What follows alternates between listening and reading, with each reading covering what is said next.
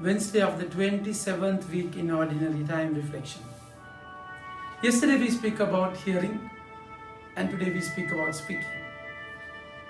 When it comes to prayer, my dear friends, it's both a dialogue. You speak and hear both. Today, the disciples went to the Lord and said, Lord, teach us to pray. Imagine, they are going to the Lord and asking them to teach, to pray. How much they saw the interest in the Lord to pray. Jesus was praying in a certain place, and when he finished, one of his disciples said to him, Lord, teach us to pray. So they saw how he prayed. We find in Mark chapter 1 verse 35, early in the morning he got up and started praying.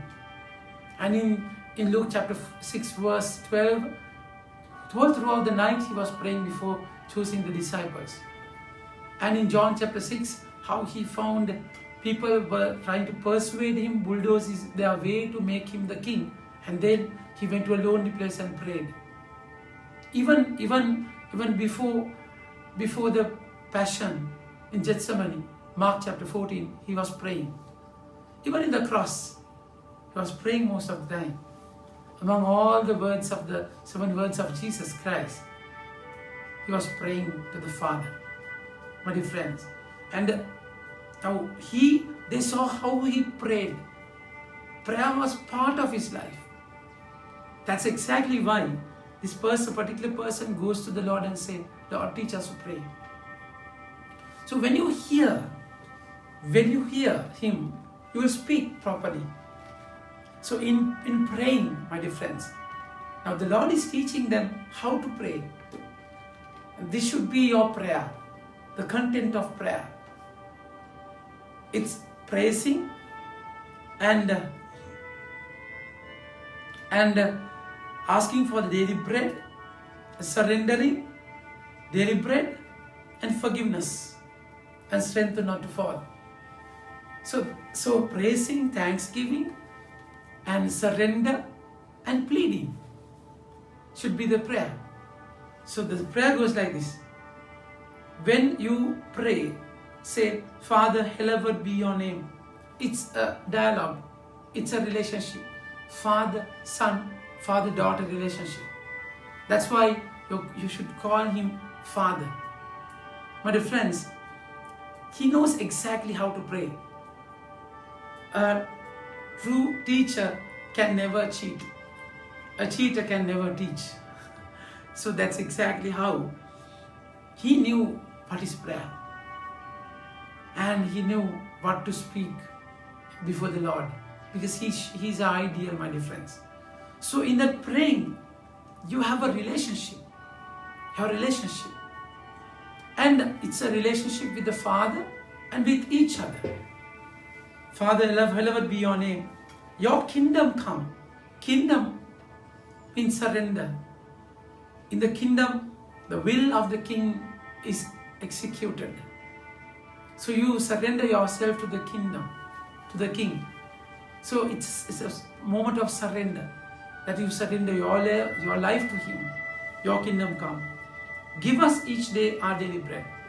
It's not a prayer of greed, my dear friends. But then it's a prayer of plead, where you pray, not greedily, just to plead. You pray for the daily bread. So it's, again, you surrender your life. You don't depend on the bread, but depend on the Father. So it's a daily process. For the daily cross, you have daily bread. Give us each our daily bread and forgive us our sins, because only God can forgive. No one can do so. Because only He can forgive us. Because how can we forgive? We cannot ransom, because He's the Lord, the judge and the author of life. Only He can do that.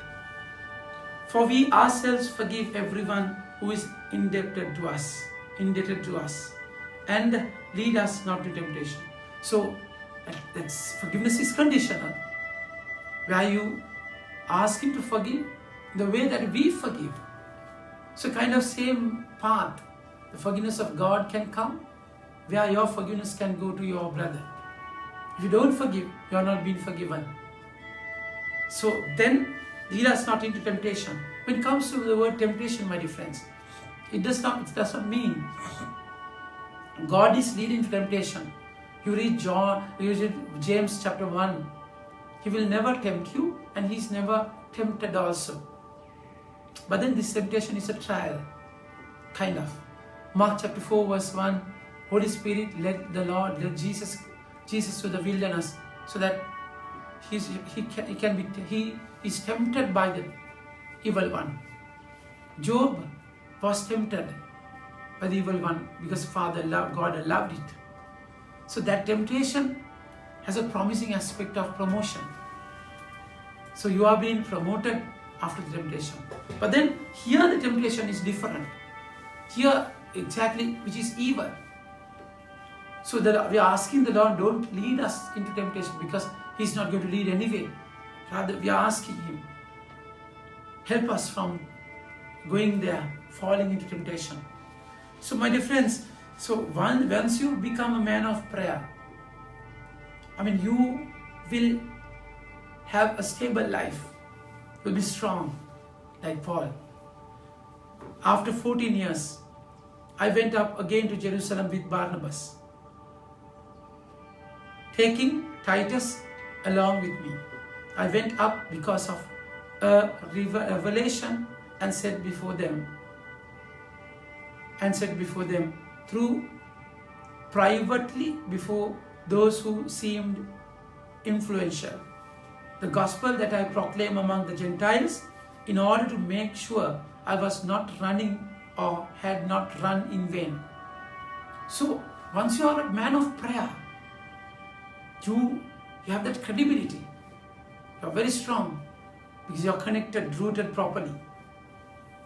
In order to make sure, on the contrary, when they saw I had been entrusted with the gospel of the uncircumcised, just as Peter had been entrusted with the gospel of circumcised, for he who worked through Peter for his apostolic ministry to the circumcised worked also through me for mine to Gentiles.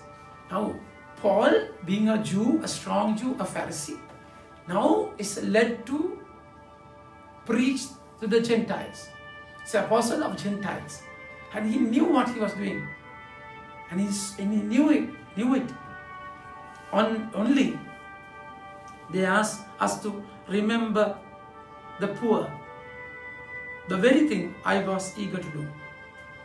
And then what happened? See. But when Cephas came to Antioch, I opposed him to his face. That's Peter. I opposed him to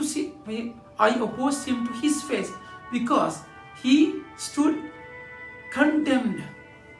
Now, Peter or Cephas is the leader, and Paul is rebuking him, for he has done something wrong. My dear friends, one thing, Peter is not, though he's the first pope, he's the leader, he's weak. The old Peter's nature can come. He was scared of it. Earlier he sat with pagans, and now in front of others, he avoided sitting with them. So that's because of it, many were misled. See the words of Paul. Because he stood condemned, for before certain men came from James, he was eating with Gentiles. But when they came, he drew back and separated himself, fearing the circumcision party. Now here's fear. Fear factor was very strong in Peter, isn't it? And he rebuked him. Because of him, Barnabas was led astray by their hypocrisy. But when I saw that their conduct was not in step with the truth of the gospel, I said to Cephas, or before them all, if you, though a Jew, live like Gentile and not like a Jew, how can you force the Gentiles to eat like Jews? That's the credibility of a person. You're strong when you pray, when you hear him, when you have the connection, you have that strength to speak, correct. And Peter is a man of prayer. He's ready to correct himself, though he's a leader, though he's Peter. Amen. May God bless you.